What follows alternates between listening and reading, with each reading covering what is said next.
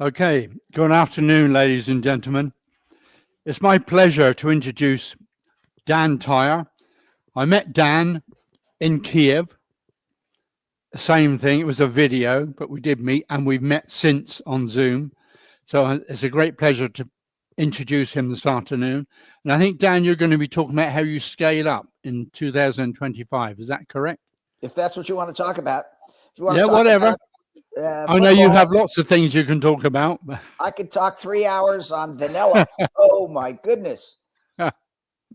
Okay, so we'll hand over to you. We have a very captive audience.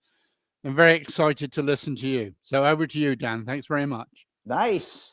All right. My name is Dan Tyre, and thank you so much for attending today, Edward and Helen and Gigi and all the people who helped coordinate this. The dozens of people who work in the background helping us to make sure that we can coordinate this whole thing. Also, the sponsors of the program, University of Berkeley, Entrepreneur Center, and for Oxford Foundation, right, to help entrepreneurs as they scale. I just sent Edward all the links that we're going to distribute for the presentation. And this is called Scale in 2025. I'm not sure that it can be interactive, right? Put in the comment section if you to see if I can ask a question, right? Because it's a little bit easier and a little bit more fun if, in fact, there's interaction with the audience. But my name is Dan Tyre, and I'm excited to spend an hour with entrepreneurs. I spent a lot of time with entrepreneurs all over the world. As of where was I this weekend? Oh, South Carolina, right? As of today, I've visited 9 countries and 8 states so far in 2025. And very excited to talk with people, just regular people. Everybody asks me, is entrepreneurs made or born? And there are entrepreneurs and people who are scaling companies from every walk of life, every personality characteristic, every background, which makes it a great equalizer and something that I'm very excited about. The people in this room, right, you have the courage and the grit to learn the skills and then apply the skills on the fly. That's the key to being an entrepreneur. Every single stage of what you do, right, is different, right? And you're constantly learning. And you have to learn and then apply to create a great company. As Edward said, I spent a little time this year with Ukrainian entrepreneurs who, of course, show an enormous bravery and courage and ability to adapt and scale a company under difficult situations. Balancing the business responsibility with safety for themselves and their family. And all intelligent Americans stand by our courageous brothers and sisters in the Ukraine who are protecting Europe and all democracy, which, as you know, it's hard and requires diligence. But we're up for the challenge, and all good people understand and appreciate the significance of what the Ukraine has done and the brave military is doing to fight evil. And so excited to share with you Scale in 2025. Let me just see. Okay, there we go. That's my Ukrainian picture. And let's do an agenda. Why do we call this presentation Scale in 2025? We're hoping to introduce some concepts, some ideas and experience so you can grow your companies in the modern world, right? And 2025 is different. It's different than 2010, 2015, 2017, 2021. It's moving very, very fast. So the ability to outline what we call the unwritten rules, right? And explain growth and scale and culture in the investing environment right now. I just talked with a VC on Friday, right? It says, Dan, the investing landscape has changed in the last 2 weeks, which I don't quite agree, but it's changing pretty quick. And that kind of overview can be very instructional. It's not like I'm some great visionary or some great theory person. And in fact, I'm the exact opposite. I live in the mud and the slime in the trenches as an investor and an operator of Tyre Angel. And I'm excited to share my thoughts, ideas, and opinions to help you grow your companies. All right. Does that make sense? Yes or no? All right. I don't need any external approval, so I'm going to keep going on. All right, let's go. As I've done a few individual meetings, right, and I've learned a lot. What we're going to do today is going to do welcome and introductions. I'm going to explain who I am and why I'm qualified to talk with you. We're going to talk about scale from 0 to 1, right? Starting the company from 0 to 1 is one of the most challenging parts. Then I'm going to talk about scale 1 to 1 plus, right? We're going to talk about the inbound revolution, right? I would normally ask, do you understand inbound? Right? Inbound has been around for 18 years, right? It's changed quite significantly as everything else has. But it's an essential part of building a thought leadership online. Then we're going to talk about growth. You guys want to grow? Ladies and gentlemen in the audience, yes, grow, no grow, right? And then free stuff. You guys like free stuff? Yes, free stuff, no free stuff. I find I'm rated much higher if I give away free stuff at the end of the presentation. Very good. And then how do you say that in, here's my agenda in Ukrainian. Any Ukrainians in the audience? I hope so. Porok Dok Denli is, it's Brej Kevstone Z Ricci, I think is free stuff. I'm not so sure. All right. I can't get into the comment section, so I sent Edward a link to LinkedIn. I've maxed out my LinkedIn connections. You can't connect with me on LinkedIn unless I kick somebody else out, but you can follow me. Right, about 30,000 followers. I'm founder and CEO of Tire Angel. Right, I've been an entrepreneur for the last 46 years. My biggest claim to fame is I was the first salesperson at HubSpot. You guys know HubSpot? I was at HubSpot in 2007, employee number 6, first salesperson, first sales manager, first sales director. Ran the international division, ran sales recruiting.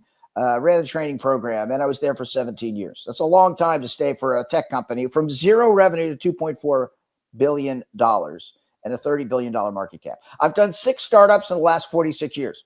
I'm a little bit of a weird guy. I'm a little quirky, right? I eat standing up, right? I live in a purple house. I'm a bass player. I run a mentor program for people who need a good mentor. I'm a startup advisor. I do a lot of sales strategy and growth.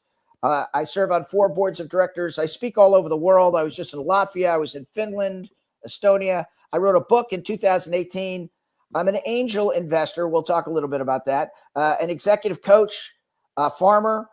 In 2001, I turned my house into a farm. I'm a pilgrim. Any pilgrims in the audience? I don't have to wait for the answer in that one. In 2021, I think my wife said, do you want to be a pilgrim? And I said, yes. And then I said, what's a pilgrim anyway? She's like, it's somebody who goes on a sacred journey and visited shrines and churches and temples and prays to heal the world. I'm like, who doesn't want to do that? That sounds good. I'm an Arctic explorer. Just came back from Antarctica, supporter of the Ukraine people and democracy. And my mantra is trying to do the most good for the universe. That's a pretty good mantra, don't you think? All right, now I can see some of the audience. Can you guys hear me okay? Does it sound like I'm screaming at you? Okay, good. That's what I'm doing. It's 5 o'clock in the morning. Come on. Right? Yes, I know. All right. My jokes any good, or do I have to nuance my jokes? I could go both ways here. All right. My mantra, and you all should have a mantra. You can take mine if you want. I stole mine from my son, Eli Tyer, who's saving the world for artificial intelligence. Right? But my mantra is to help. And the reason I'm here is because Gigi and Helen and Edward asked me to help and assist in teaching you these unwritten rules, right? And hopefully it will save you a lot of anxiety, right? As you move into the entrepreneurial world, right? This big energy, I just wake up with it. It's a little unnerving. It's great in short increments. It's kind of annoying if you live with me. My goal here today is to get you excited, right? To answer any questions that you have. I think we'll be able to do Q&A at the end. I'm going to do about 55 minutes. And then I got to drop right at the bottom of the hour. I guess it's the top of the hour for you guys. And I want to make sure that I'm available to you to answer any questions. All right. Very, very good. These are some of the companies. In 2010, I started a division of HubSpot called HubSpot for Startup. Raise your hand because I can see you now. Raise your hand if you've ever heard of HubSpot. Okay. And anybody ever heard of HubSpot for Startups? Right. It's right here on the bottom of the slide. HubSpot for Startups is a program that I started. It's actually kind of funny. In 2010, I ran a division of HubSpot called Small Business, SMB.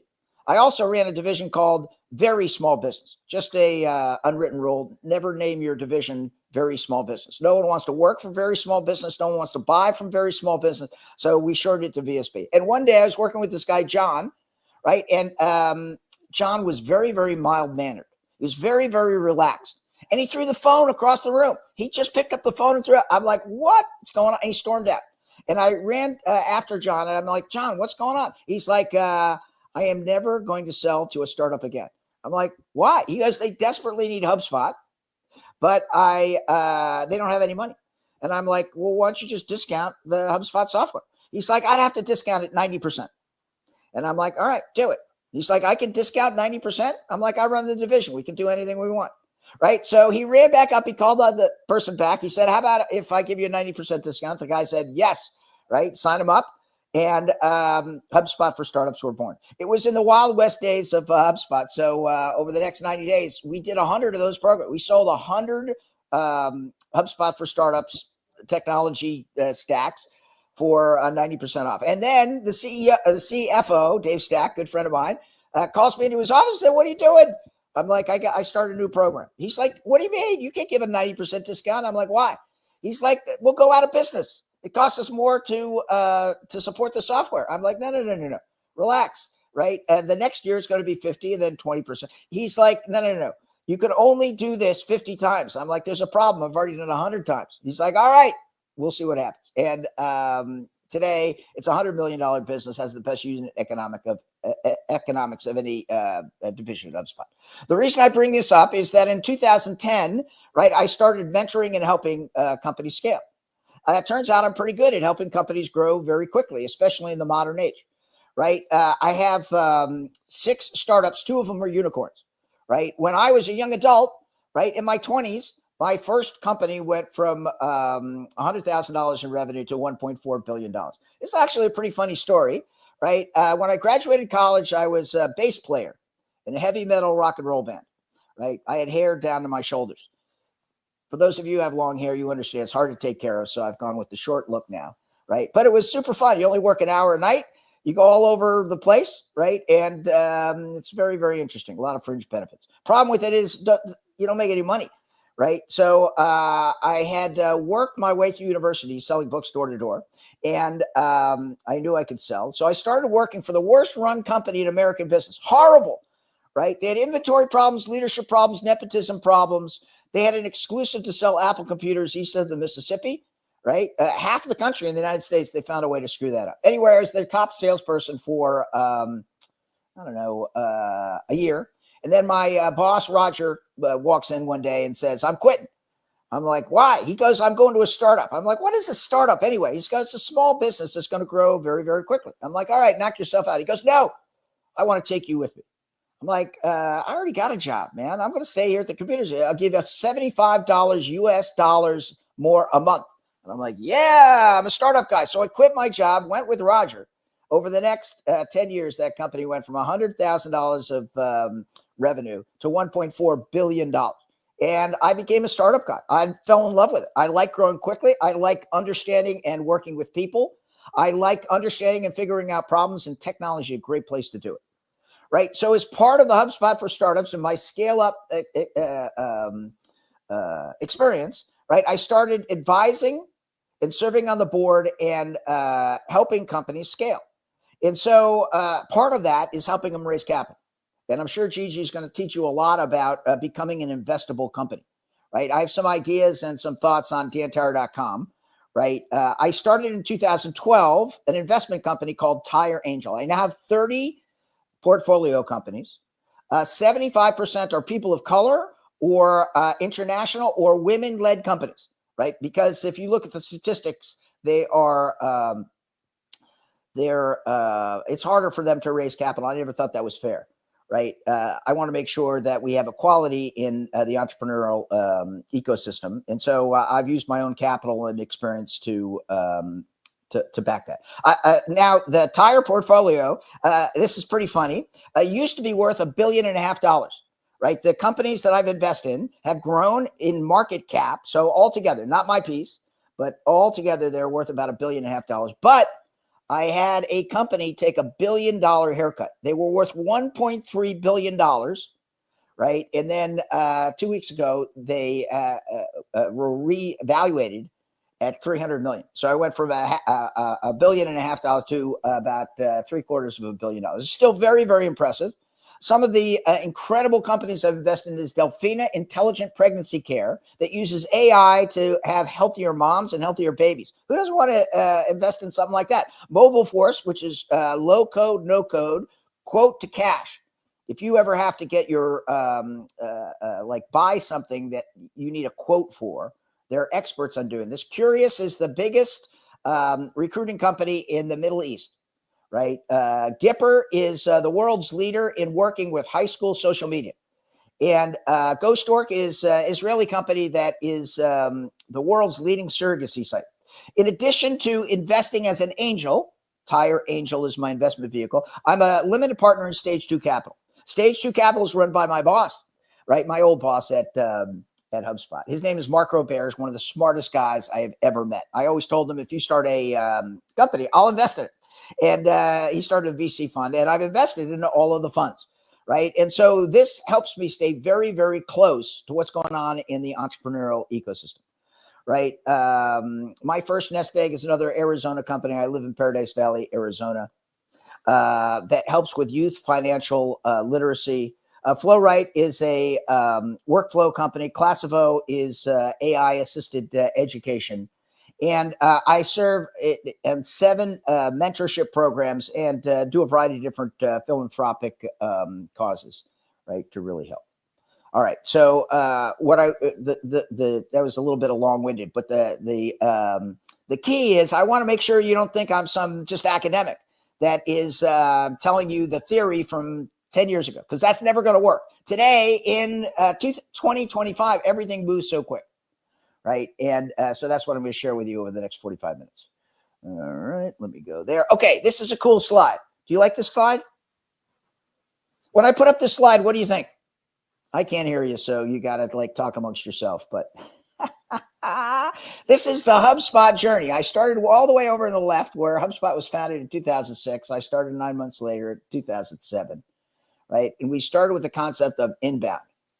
And the reason I put this in all of my presentations is to make a very, very important point. Number one, everything I learned before HubSpot went right out the window. I was a good entrepreneur, arguably a great entrepreneur, if I'm feeling a little egotistical, which I do frequently, right? Everything that I learned before 2007 changed quite dramatically because that was the birth of B2B SaaS. And that was the birth of calling on the telephone to establish a relationship, right? And what I learned at HubSpot, right, going from zero revenue all the way to $2.4 billion in annual revenue, is that you got to be a learn-it-all, right? Have you guys heard of the term know-it-all? Are you rolling your eyes going, yeah, we know the term, Dan, because you sound like one. I'm not a know-it-all. I'm a learn-it-all, right? A learn-it-all is somebody who takes a look at the situation and understands and anticipates that it's going to change. Right. And what I learned at HubSpot, what worked in 2007 didn't work again in 2009. What worked in 2009 was completely ridiculous in 2011. What worked in 2011 had to change almost 360 degrees by 2013. Of course, the global pandemic changed everything. And now we are in the AI revolution. Right. I've been fortunate enough to live through 5 revolutions. I know I sound like your grandfather, but I lived through the personal computer revolution, the network revolution, the SaaS revolution, the smartphone revolution, now the AI revolution. Who gets to live through 5 revolutions, right? Amazing, right? And understanding the concept of being a learn-it-all is critically important. Now, the other thing on this slide is, isn't it look great? This is from zero to $2.4 billion. Everybody's like, I love that slide. I want to build something like that. Here's the thing. For every 2 steps forward, you're going to take 1 step back, right? The life of an entrepreneur, it's brutal, right? You're forced to do all these things you've never done before. You're asked to make a million decisions. And we're going to talk about the decision matrix in a little bit, 5 or 6 slides down from there. But it looks like it's so easy. It looks like we just sat on our behind and people faxed in orders. Guys, remember fax machines? Do I have to put in a picture of a fax machine? I know. Every time, right, something would happen. There would be people who would be quitting. There'd be product issues. There'd be new initiatives. There would be execution kind of thing. HubSpot was amazing, right, because we went our first 37 months without ever missing our number, right? We had a monthly quota, and we went 3.5 years, right, without ever missing our quota. I thought it was 24 months. I just met with Mark Robert. She was in Phoenix the other day. And he said, no, Tyler. We went 37 months without ever missing our number. All right. HubSpot's the best run, managed, and best vision company ever. Part of the keys is they're A players. They had a great mission, tremendous work ethic, focused on execution. Brian Halligan and Dharmesh Shah, the two co-founders, right? Amazing. No ego, very, very focused. The whole concept of inbound and inbound marketing is very innovative. Flawless execution, focus on employees, right? I give a presentation, culture and growth, two most important things as you scale. We created access to capital and raised $110 million because we always executed, and great decision-making, which we'll talk about, right? All right. Every week of every month, there was something going on that needed to be addressed. HubSpot was the company I came to really understand, right, how to manage in the modern age. All right, easy or hard to start a company in 2025? I wonder if I can hear you. Say it out loud. Easy or hard? All right, I can't hear you. Raise your hand if it's easier. Yeah, that's all right. I got it. Raise your hand if you think it's easier to start and scale a company in 2025 than it has been previously. People kind of on the side. Raise your hand if you think it's harder. All right, you're right. Boom. All right, good for you. Smart Oxford people. Amazing, right? It's harder. It's so much harder. Oh my goodness. It used to be kind of a trick question, because if you had the right tech stack and you were in the growth stage of software, it was easy. But now it's fat out hard. Number one, identifying innovation, which we're going to talk about. 2, attracting talent. Right? 3, finding startup capital, all of which Gigi is going to teach you how to do. 4, finding product market fit. You're going to hear that so often. I was just talking to an entrepreneur in Berkeley yesterday, and he believes he has product market fit, and I'm like, not so quick.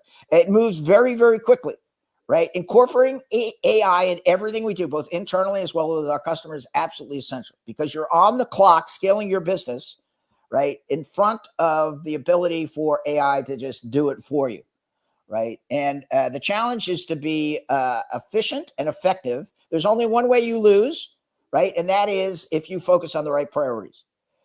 There's lots of different ways to scale a business. I'm going to explain to you the way that I have done. I don't have a monopoly on what's right? But we have demonstrable proof. Right, my portfolio at Tire Angel, my track record at HubSpot and Businessland, and 4 other startups. It's a way in which that I've learned to ensure that companies can be successful as we scale.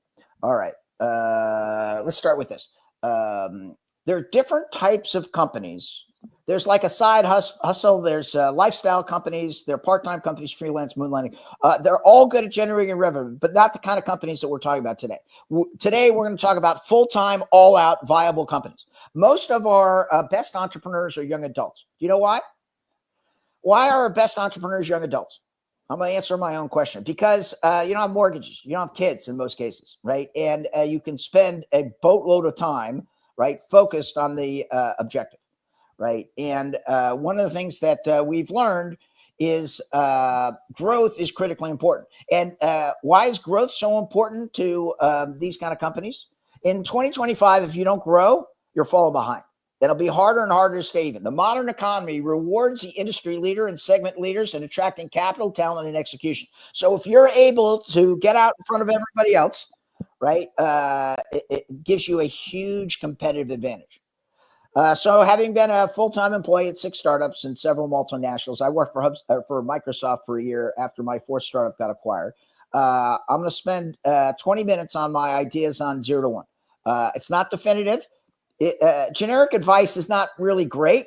It can't be 100% accurate, but I'm going to share some of the things that I've learned. There are always alternative methods of success, but these are 6 things that I think are important, right? Number 1, you start with a good idea with quantifiable competitive advantage. I'm a big believer in personal and professional competitive advantage. And so people always ask me, they're like, Tyre, what's a good idea? And it's a little nuanced question. A good idea often addresses a specific problem or need. It provides a solution that improves a situation. It offers something of value to others. Whether it's a product or a service or a concept, the value has to be practical or emotional or intellectual, but it has to be tangible. There's a certain advantage if it's innovative, but the innovation has to be anchored in reality. In 2007, HubSpot invented inbound marketing. No one ever heard of it before, except one guy. This guy, David Meerman Scott, is a good friend of mine. He wrote a book called New Rules of PR and Marketing, and he was the first person to describe inbound marketing. Some good ideas are better, faster, cheaper than what people are doing now. You can create look at Waymo. They've created a force of self-driving cars that are a little bit cheaper and more reliable than if you have a human driver. I live in Arizona and we have Waymos all the time, right? Google is a great example of that. I don't know if you know this, but Google wasn't the first search engine. It wasn't even the first 15 search engine. They had significant innovation. And if it's significantly better, people will, if they see the value proposition, naturally goes up. I sometimes hear entrepreneurs say we have no competitors, right? Which is rarely true. It usually indicates you're thinking about the problem wrong. A good idea has to be feasible, right? It's something that can be realistically implemented with available resources. A good idea is relevant to the current context and needs of the target audience. We're going to talk about niches in a second. It aligns with current trends and demands. Good ideas are clear and easy to understand. If I can't understand the idea in one sentence, right, then it's likely going to be a little bit difficult for other people to understand it. Good ideas can be communicated concisely and resonate with a wide audience. And good ideas should be able to be tested, right? So we want you to start with a good idea, right? And if you don't have a good idea, right, we want you to really think about this because, right, it takes 8 years to scale a company. 8 years. You're going to live with this idea for 8 years.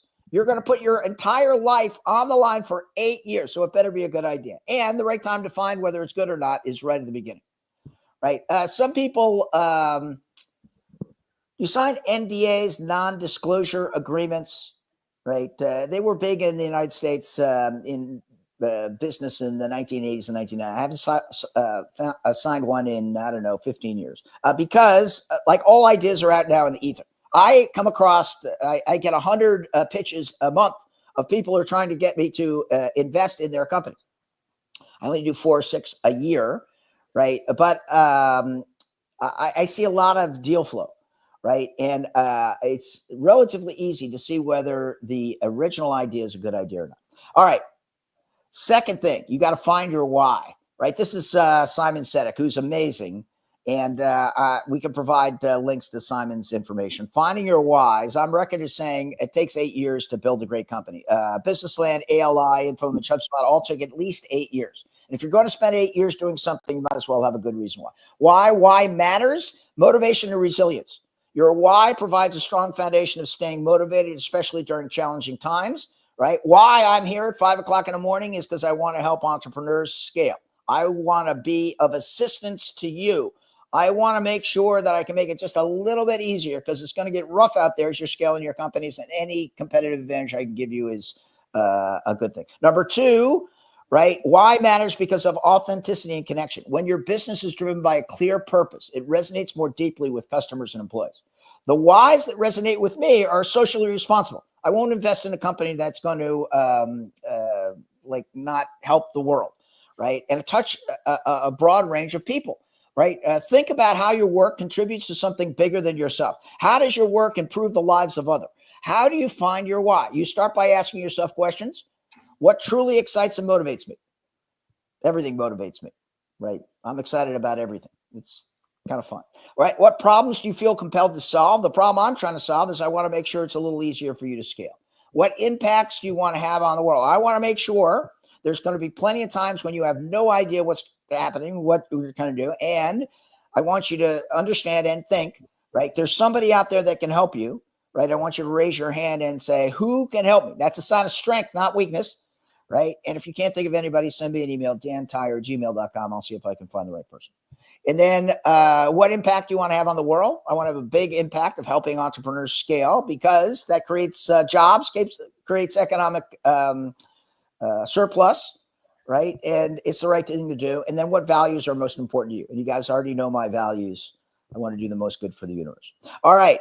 So we start with a good idea, and then you find your why. That's both personal as well as the company. Then you define your mission and purpose. What's a mission? It defines the company's fundamental reason for being. It clarifies what the company aims to achieve in the present. It outlines the company's primary business activities and target audience. It highlights the company's core values and guiding principles. It's typically short, memorable, and can be easily communicated. It serves as a framework for decision-making and strategic planning within the company. The mission of Tire Angel is to grow great companies and great leaders. Do you guys like that mission? It's pretty easy to remember, right? I say it all over the world, and that's what I want to do.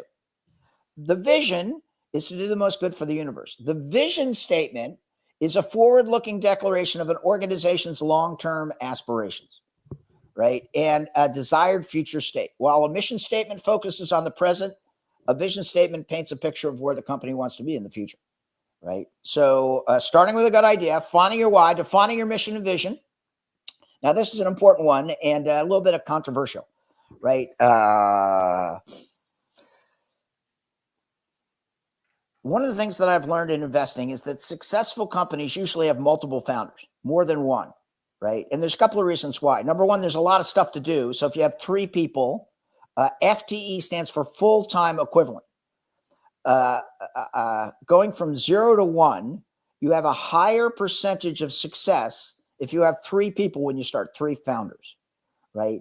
And you have a growth person, somebody who can go out and create leads and sell, generate business, right? Or number 2, you need a tech person, somebody who understands the technology at a basic level. And number 3, you need a product person, right? Or a service delivery person to get started. If you have that, oh, go ahead. We can see you again, Dan. Yeah. We're all good? All good. Yep. Sorry. Okay.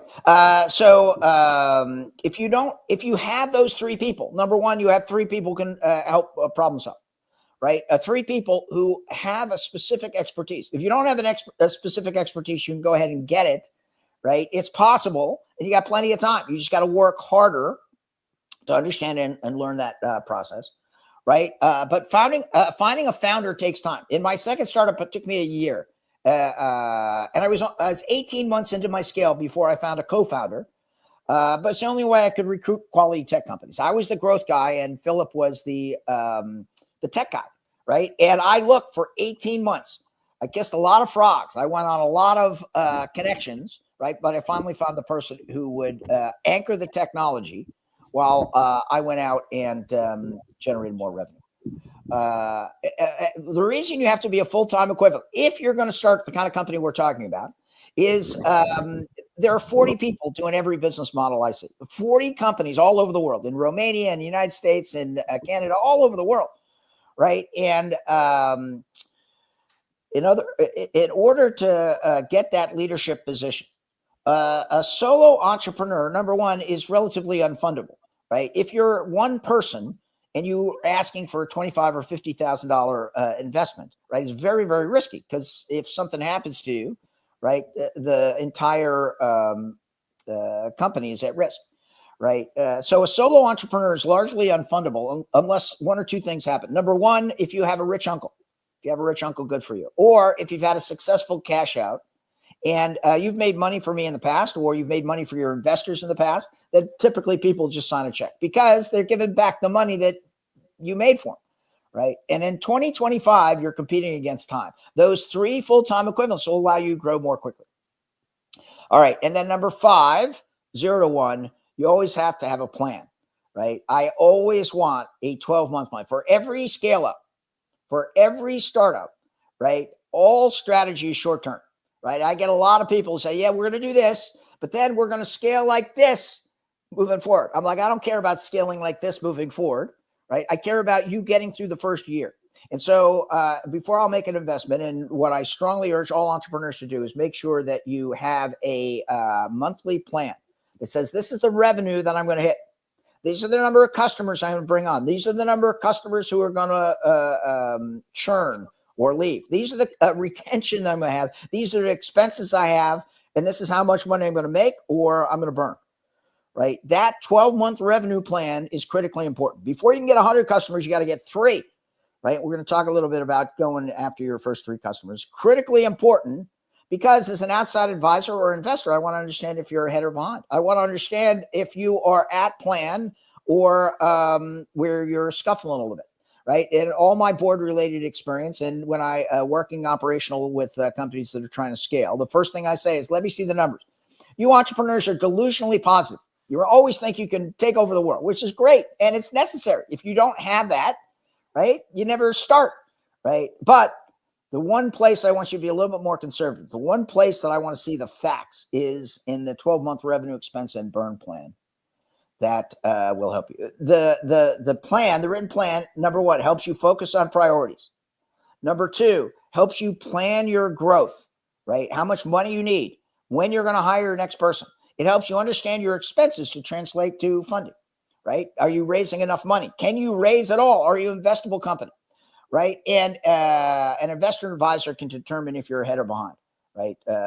There are 2 types of business plans I see, right? Some people say, I need $500,000 so I can start this journey.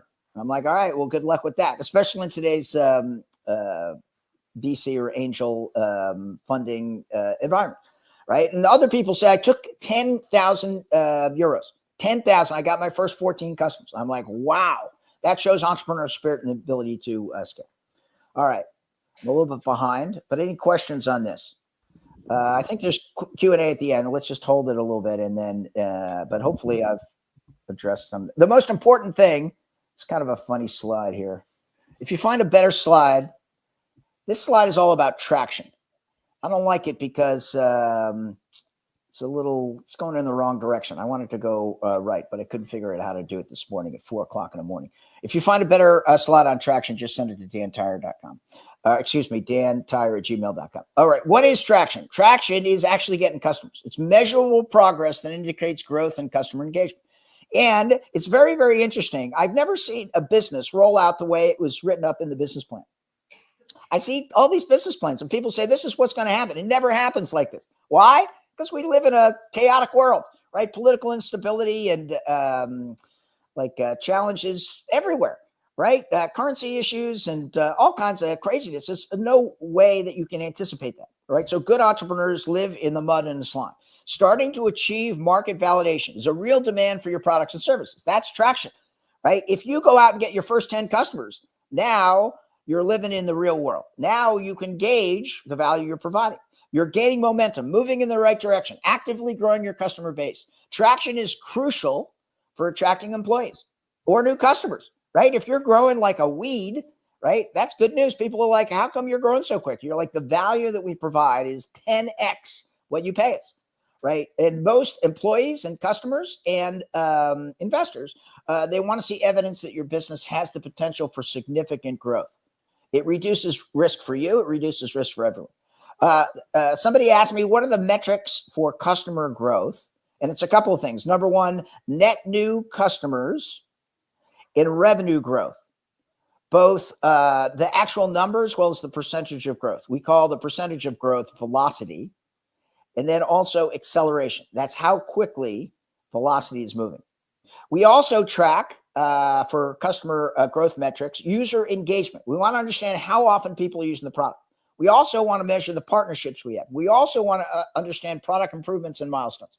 The reason why traction matters so much is it provides, it proves that your business idea is viable, both to yourself as well as to potential investors. I always tell people, if you really think the idea is good, work for 18 months to see if it gets traction. There are plenty of good ideas out there that never get traction, right? We don't want you to spend 8 years on a dopey idea. We want you to understand to see if you can nail it. If you don't nail it, go on to another idea. You want to spend 8 ideas on a product or team that isn't providing value that you wanted to, right? That could be you're just trying to figure it out. You may not know the niche quite as well. But if you don't get traction in 18 months, It's going to be a long, hard slog. All right. That's my traction rant. All right. This is for 1+, and this is what's sometimes referred to as tire wisdom. It's pretty important. Part of this is in the book, The Inbound Organization. All right. Number one, you always got to treat people like human beings, right? You think I wouldn't have to remind you of that in 2025, but just take a look at my Twitter feed and you'll realize that it's a little bit challenging. What I learned in my first startup, right? There's a lot of things going on, but nothing is more important than ensuring that you're dealing with people on a human level, especially in the AI revolution, right? And that means no spamming people. That means having understanding and respect for who they are as individuals. That means diversity, inclusion, and belonging. I don't know what kind of idiots don't believe in DEI. That's the dumbest thing I've ever heard, right? There's tangible science that says if you have multiple viewpoints from women and people of color and people of different nationalities, that you're going to be more successful. You got to be a total moron not to understand DEI. I'm going to get shirts that printed up said DEI Tire Angel, right? Next time we speak, or if I get over to Oxford, I'll hand them out. And treating people like human beings, very, very important, right? Number two, when you're moving to the next stage, this 1+ is really when you're moving from, let's say, 1,000 MRR to 5,000 MRR. MRR is monthly recurring revenue, right? You should start to understand product market fit. And you're going to have 100 times the challenges than in the first stage. All early stage companies are thinking, if I can only get to 5,000 MRR, my life will be great. And nothing is further from the truth. Once you have customers, everything changes. Focus, demands, response. Customers in 2025, right? Remember that little baby slide with the barbells, right? That's customers in 2025.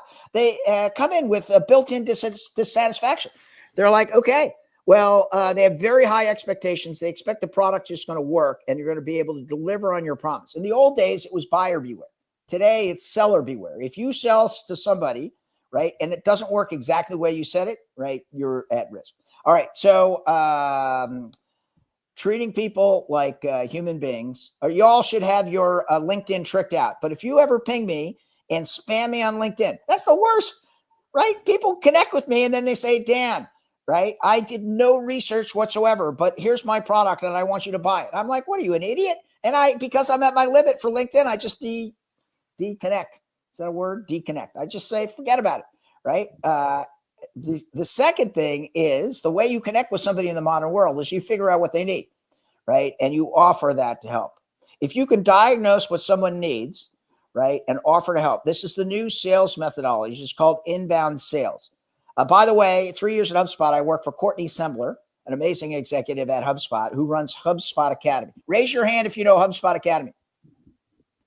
All right, Google it. And I sent, a couple of people. HubSpot Academy is 400 classes and courses and dozens of certifications that are all offered for free, right? On inbound sales, on inbound marketing, on entrepreneurship, on AI, all the things I'm talking about. Right. And why would HubSpot give away 400 classes and courses all for free? It's because if we can diagnose what somebody needs and offer to help, right? If you decide to buy software sometime down the line, you'll at least consider us. It is a brilliant strategy that changed in 2007 when we invented inbound sales. There's a book called Inbound Selling by my buddy Brian Signorelli. I wrote the foreword to it, right? It's yes. Oh, you're back. Yeah, you're back. Oh, did I drop? Son of a gun. 1 second, sorry. All right. So diagnose what somebody needs and offer help. Number three, modern scale is a combination of math, science, psychology, process, and execution. Sorry, Dan, 1 second.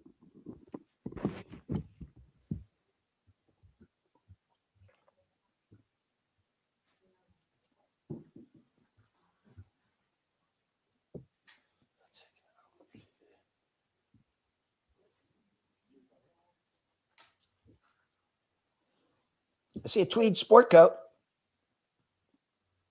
A lot of tweed in Oxford, I think.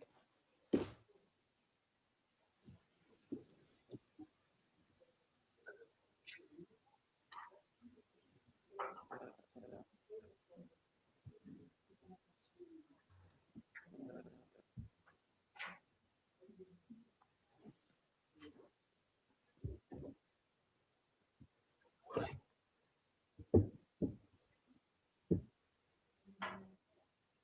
got the headset?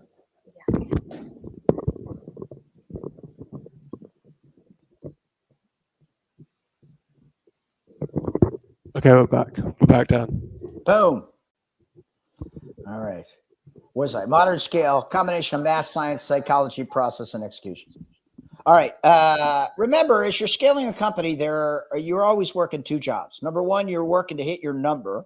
Successful companies never miss their number. And number two, you're planning for 3x for the next year. Right. One of the tire wisdom things that I tell everybody is solving problems. You always start with the goals and work backwards. Right. There's no other way to do it. If you don't know what the goal that you're trying to accomplish, then you'll never accomplish it. You always have to start with the number goal and work backwards. And then one of the things that I've included in the last 18 months is use of AI internally and in your product. Right. The AI revolution is real and in full force. Right. I use AI 4 times an hour on this presentation and lots of other things. And I want to make sure that you understand that that's an essential part of the scale up in 2025. All right. That's the 1+. Let me run thing. Am I going too fast? Right. Going too slow? Good. All right. I think I have 14 minutes. So this is important. Right, inbound basis. In 2007, my good friends Starmesh and Brian Halligan, aided by Mike Volpe and Mark Roberts, invented inbound. And inbound at the time was tricking out your website to generate leads. Right, I know I sound like your grandfather, but before 2007, there was things called yellow pages. Right, where you wanted to buy something, you had to talk to a salesperson. We didn't have the availability of the internet or Google search the way we did. We do now, right? And now, right, it's arguable that now we're moving to AI, which is the next generation of ways to connect with people, right? Tricking out your website so that you're adding content so that you rise organically in the search engine, right? Where you're adding a landing pages and call to action so more people drop their contact information. You'll see it all over dantire.com. Right. What I'm trying to do is get people to drop their contact information to generate inquiries and then converting it to leads and then to customers. Number one, it was very innovative. No one had ever heard of it. Right. Number two, although the technology wasn't great, it worked. Right. And I should know, in an incredible twist of fate, I was HubSpot's 3rd customer back in 2006. Now, inbound is still essential in 2025. It's arguable it's more essential.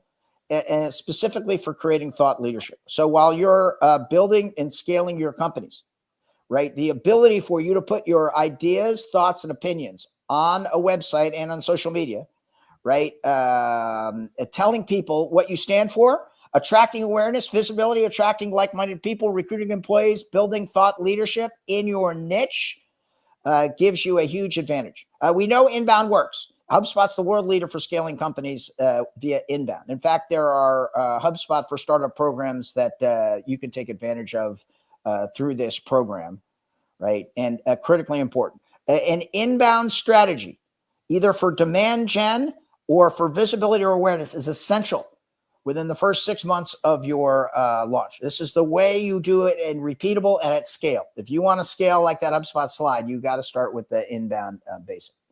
Number two, growth and retention. Which is more important, growth or retention? I can't hear you, so I got to riff on my own. It's retention, right? Because in the old days, right, you can't keep bringing on customers if they leave, right? All you're doing is creating people who don't believe in your value proposition. You got to make sure that you bring them on and they stay. Retention is more important. If you're burning through customers, you're going to go out of business. 3 things to ensure. Number one, make sure you have an ideal customer profile. Gigi is going to explain all about an ideal customer profile. It has to be very focused, right? The riches are in the niches. If you want to go to the beaches, you've got to work the niches, right? And if you're trying to sell to everybody, it's the biggest pothole that I see entrepreneurs fall into, right? It's going to be a challenge, right? Because in 2025, when you have a stomach ache, everybody wants a gastroenterologist. They want somebody who can get time to value more quickly. So a customer success team that fully supports your customers, that sometimes it's a little bit more expensive, but you have to be proactive. Special customer marketing, you make sure your customers stick around, make sure they feel special. This is kind of interesting. In 2024, I thought that providing 3x the value of what you paid for a product was a good sustainable strategy. In other words, if I gave you $100, I wanted $300 worth of value. Today, it's arguable at least 5x. So if I give you $10, I better get $10 a month. I better get $50 of value per month, or it's really not worth it. If you can demonstrably see how your product is doing and put 5x what I pay either for generating more revenue or reducing costs, then it's a good decision. All right. So that retention is important. Oh, this is decision making, which is important for all entrepreneurs, right? You guys make a million decisions every day, from what kind of breakfast sandwich you're going to eat, to what are you going to put in your coffee, to whether you're going to attend this program or not. And entrepreneurs are forced to make decisions where they don't have a lot of experience. And so one of the things that I teach young entrepreneurs all the time is the Laurie Norrington decision matrix. Laurie Norrington decision matrix, right? And I like it because it's simple. I don't know if you've realized it yet, but I like things that are very, very simple. And it just has two axes. Number one, is it a difficult decision?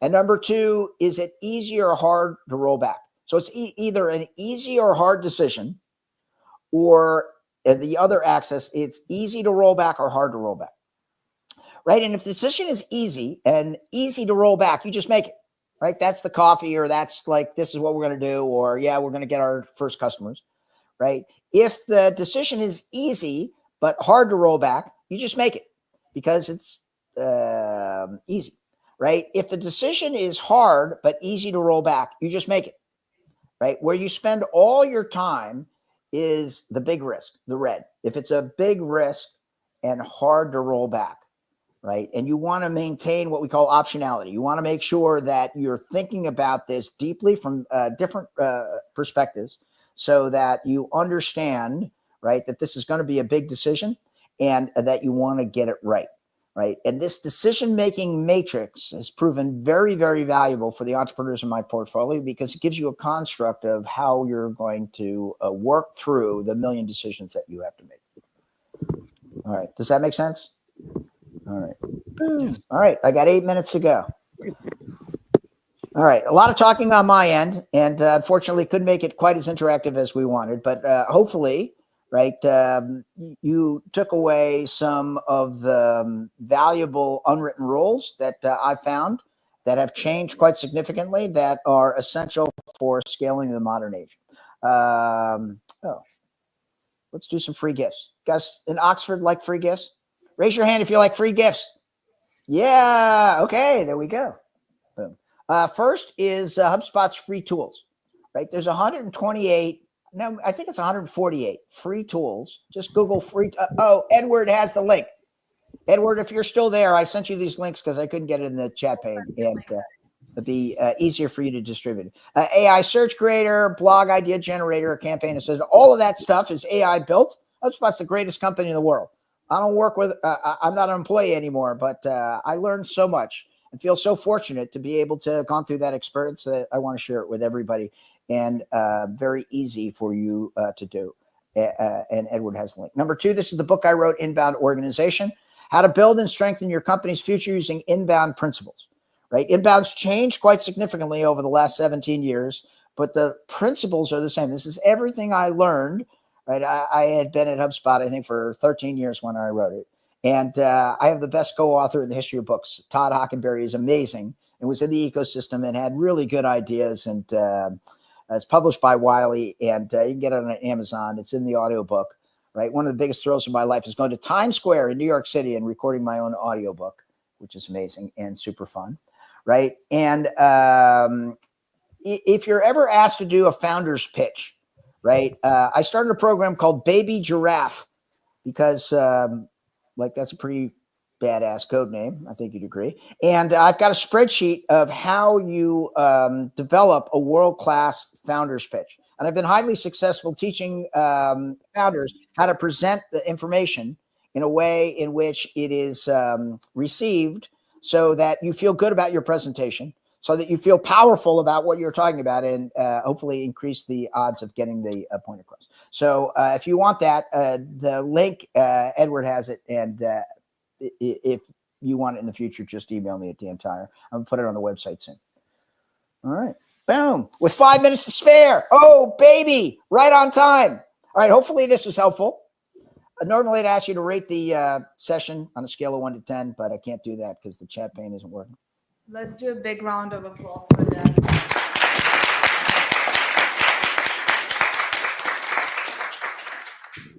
Wow. Thank you so much for this energizing talk and for waking up for us at 5 o'clock in the morning. We really appreciate. Guys, do you have any questions for them? Anything we spoke about? You can reach out directly. We will send you the links. Okay. Yeah, there is a question. Can you introduce yourself? Yeah, and just Hello, my name is Philip. I'm a PhD. you can actually so we can see you. Do you want to come over here? Sure. Thank you. If you stand If back you a little, stand a little back, yeah. Okay, let me go that way. go even further back. Oh, Yeah. yeah. Okay. Hi, my name is Philip. I'm a PhD at Oxford. In the beginning, you spoke a lot about sales, and I'm curious, what are your 3 tips that you have for new entrepreneurs on how to be great at sales and to sell your product? Thank you. Awesome. As a technical founder, right, you're required to understand the sales process. What I learned from Mark Roberge, my boss for 7 years at HubSpot, he took us from 0 to $100 million, is that sales is just like an algorithm. And if you can code, you can sell. You just have to figure out the algorithm. There's a great book, Philip, called The Sales Acceleration Formula, which is dedicated to me and Mark wrote, that boils sales down into the things that you need to understand. When you start, right, your company, right, it's always founder-led sales. Right. And just like all the other advice I give you, start with the goals and working backwards. So in your first year, you're going to say, I need 10 customers or 15 customers or 100 customers. And then you're going to build that spreadsheet that says how many you're going to get every month. And then there is a HubSpot Academy course called Inbound Sales. Right. And it teaches you how to do it. The way you sell in 2025 is, number one, you get that very distinctive ideal customer profile. If I'm just selling to PhDs at Oxford University, right, I know the vocabulary. Maybe I don't have quite a cool accent that you do, right? But I'll get to know that demographic very, very well. And when I call you, Philip, I'm like, no, Philip, I work with PhD candidates at Oxford University, right? You can't control it. There's dopamine in your brain. Your lizard brain is like, oh, that sounds like me, right? And the nichier you can get, the better the value proposition will engage. So the 4 steps of the modern sales process is, number one, you identify good fit customers. Number 2, you connect with them. And the way you connect is the hardest part, right? If I call you, Philip, right, and start talking about Tire Angel, you don't care about that. Your eyes will roll back. You won't even pick up the phone. If I call you and say, Philip, I'm calling because I work with PhD candidates in Oxford who want to learn how to sell, and I offer a free class so that you can get more traction. Is that something that might interest you? You'll look at me, you'll look at the phone, you're like, how do you know that? Guess what, right? If you're on the internet, and if I know that you're in this program, if I know that sales is essential, I can make that connection, right? And I'm like, let's just talk for 15 minutes and I'll see what I can do to help, right? When you lead with helping, not selling, it's a whole different thing. And you look like a damn nice guy, Philip. Looks like you want to help people. Right? I can only see your belly, not your whole body, but your belly looks like it's a nice belly and that you want to help people. Right? And so in that context, right, when you reach out to help, everything else changes. There's a great book by Daniel Pink. Daniel Pink is a researcher, right? You'll get along great with him, Philip, right? It's called To Sell is Human. And he's a researcher. And he's like, all these sales terms and all of the fear, uncertainty, and doubt about selling, he's like, that's crazy. Right. So he researched it and he's like, every minute of every day, every single person is buying or selling. You're either buying or selling your parents on what you want to do or go away or whether they're going to pay for a vacation. You're buying or selling a professor, whether you get an A- or a B+. I'm buying or selling into the Dan Tyre brand that I know what I'm talking about. And so if you're going to do that, if everybody's going to do that, even technical founders, you might as well get good at it. right? Once we connect in a 15-minute connect process, the next thing we do is go to discovery. You're going to be great at that, Philip. And the next thing we do is start the relationship. In the old days, we used to close customers, which is a stupid metaphor, and I don't even know what it means, right? Today, all we want to do is start a long-term relationship. Those skills are easily taught, read about in the Sales Acceleration Formula or Inbound Selling by Brian Signorelli, taught online for free at HubSpot Academy Inbound Sales, and happy to assist to the best of my ability. Perfect. Thank you very much, Dan. Woo! Guys, any more questions whilst we have Dan online? No? All good? Excellent. Dan, thank you so much. Once again, my pleasure.